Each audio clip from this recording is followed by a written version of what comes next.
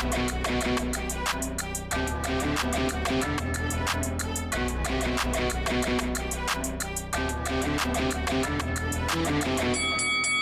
guys, welcome to Boxing Squared for boxing news and views from around the internet. And another best of the week video, starting with the enigmatic Tyson Fury, who looks like he will resume his professional career, teasing it on Instagram, or a social media in general, I should say. So here is the clip and we'll talk about it. Just in the gym, happened to bump into somebody you might know. We back. You know what time it is. You know what's coming. So I don't think it took a rocket scientist to sort of work out that Tyson Fury was going to come back. I mean, I think there were very few among us who followed Tyson Fury for any, length of time that really thought he would sort of stay retired. Actually, I mean, I don't think he was retired, and that's why I said at the start of this video he would resume his career, because really, I mean, we've been here, done and got the postcard before on these so-called retirements. The length of gap between the last fight and the next fight, well, it might end up being the best part of a year, but it's not necessarily a retirement either. Fury obviously holding out, trying to get more money, and seemingly looks like he may end up getting it. You can see here from his social media. This is from the 11th of April, posting a shot of him training. Still looks in decent condition, hasn't let himself go. And if this fight is going to be one with an Anthony Joshua, potentially the back end of this year. We have heard that Anthony Joshua has got some form of injury, undisclosed, hard to know what it is, but he wasn't going to be training for a number of months. So I would say Fury just ticking over here, obviously with Sugar Hill Stewart looking to sort of maybe get things a little bit more formalized and get a sort of plan together, presumably for a big fight at the end of 2025. And like Sam Jones, the boxing manager, says, one more. And I think Fury and Joshua, it's one of these fights that a lot of us have been calling for and wanting, and for a number of years. And they may be a little bit both past their primes, but at the end of the day, if it still happens and we get it, yeah, I think many of us will be happy enough. So Tyson Fury looking to come back to the sport by the look of it. His nemesis, I guess, Oleksandr Usyk, Fury had actually said as well in some comments that he had beaten Usyk twice in those fights, and all that sort of thing. Make of that what you will. As we know now, Usyk is going to be facing his next foe, Daniel Dubois, someone who he has already fought and beaten. So the announcement, and I covered that in a video, there was a press conference, and what we'll do is we'll go through a few of the quotes and then a few thoughts, because obviously it's a big test of also the star power of both, and tickets now on sale. But in terms of the quotes, we'll go right down to the bottom here. So Daniel Dubois obviously making a lot from the first fight, the controversy, what he sees was a legitimate blow, not a low blow. He says, yeah, I was cheated, but this is in the past now. It happened, and I get the chance to put that wrong right and clear up the controversy. There is a lot of shit being talked about right now, and I can't wait to put him to sleep on the night. I think I'm on fire now. I'm on fire and just pent up and ready to go. It's going to be a bloodbath, and I will put all the nonsense to rest. I'll show I am a man of the future. I know that in the ring on the night he will be doing a funny dance when I hit him. Usyk says, and this is a shot at Don Charles Dubois' trainer, I believe you are jealous. You are right. I deserve an Oscar. Listen, you must teach your fighter to punch clean. But I won the fight with a jab. Enough. I don't think about these people, in brackets, who say he cheated, because it's just talking. Listen, boxing is my life. A lot of people said you won't make heavyweight or be in the 4-belt cruiserweight. You know what I say? We'll see. For me, it doesn't matter. It is my road, just my road, blah, blah, blah. I'm ready right now.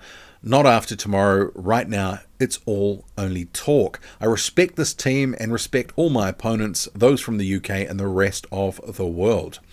You've got Frank Warren, Dubois' promoter, saying it'll be a massive night and a historic one for British sport because the undisputed title has never been fought for in the UK.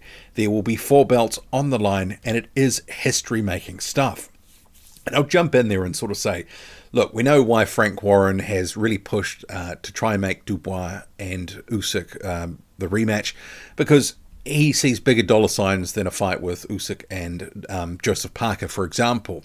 And he does have a sales pitch to the British media, especially after Dubois knocked out Anthony Joshua.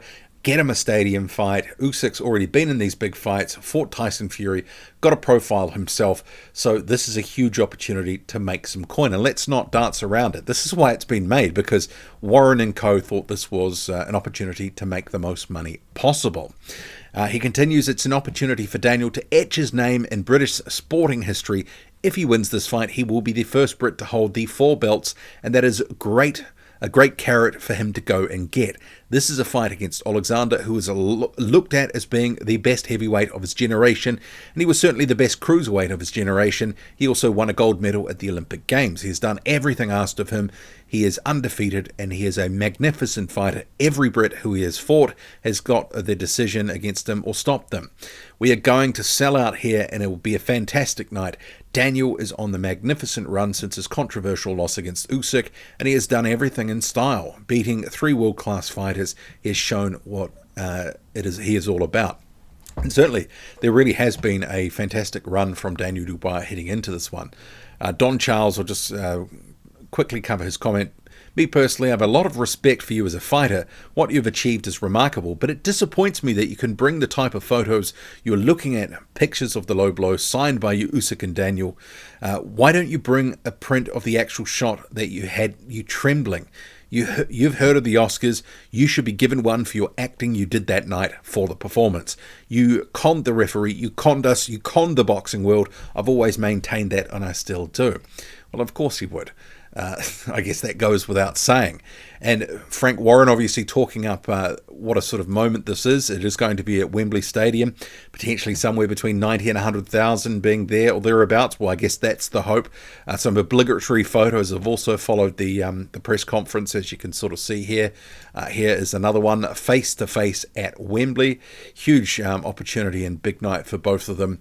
In terms of the tickets, now on sale. And we haven't heard the sort of, it's been sold out in 2 days or anything like that. And I actually just went and had a look. So plenty of tickets by the look of it still on sale, especially in the large outer bowl area of the stadium. But, we'll have to see. I mean, it is a test of their star power. Because I think if they only got 50 or 60,000, I think people would say that was a disappointment. Can they sell out? It's a question. Are the tickets reasonably priced? Doesn't look too bad, but I guess we'll have to see. Boxing is an entertainment sport, and this fight's been made to make some money. Will they be able to pack the stadium out? It's a question. And Joseph Parker, he obviously in some fans' minds, and you've probably seen it in comment sections and people on, making comments on social media, as the sort of big loser out of this, not getting a fight with Usyk or not getting a fight with Dubois, which was going to happen until Dubois pulled out in Fight Week. This was a few months back. So you do have New Zealand media reporting some comments by Frank Warren. Also, this was in Sky as well, but I've just got to a couple of different New Zealand media outlets just to cover it, but you've got it reporting that Joseph Parker will face the winner, according to Frank Warren. Warren saying, with Joe Parker, the WBA just put a mandate out saying the winner of this fight, Usyk vs Dubois, has to defend against the WBO mandatory challenger, which is Joe Parker. People might be saying, oh, Joe must be peed off, he's not fighting Daniel. Well, he'll be fighting for 4 belts now. Whoever wins it, the undisputed title fight, which I hope is going to be our man Dubois, they'll be challenging for 4 belts, so he'll be in a better place. So I guess we'll just have to see. It's boxing. Not all these orders go through. You got a situation, Fabio Wardley was ordered to face Kubrat Pulev, turned around and signed a fight with Jarrell Miller not so long ago. And obviously One News in New Zealand is reporting that Parker's team wary about heavyweight unification bout claim. Obviously Parker hasn't got the Dubois fight after Dubois pulled out. And it just sort of says, well, we'll just have to see what happens, and cites that David Higgins, Parker's manager, is wary. So I think probably justifiably so. We'll have to see what happens.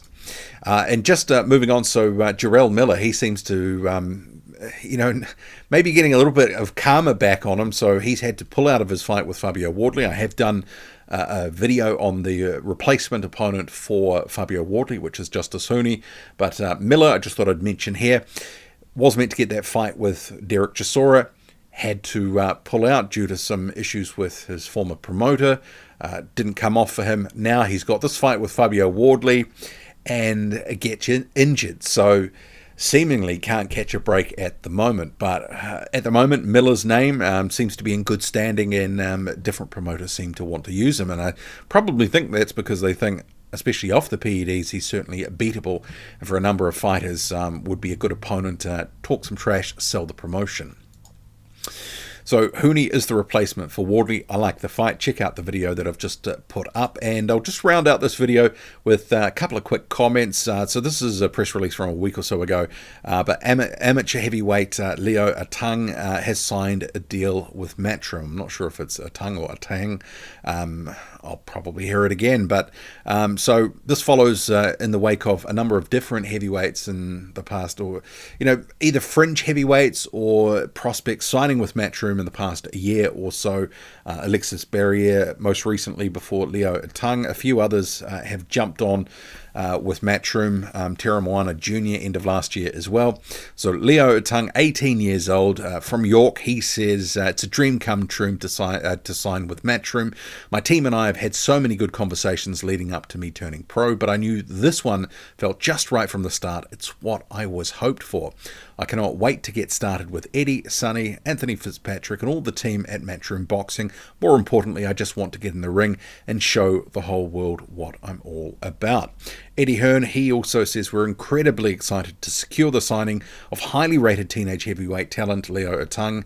We've been following Leo's rapid rise in the amateur ranks, and we feel he will be perfectly suited to the professional game.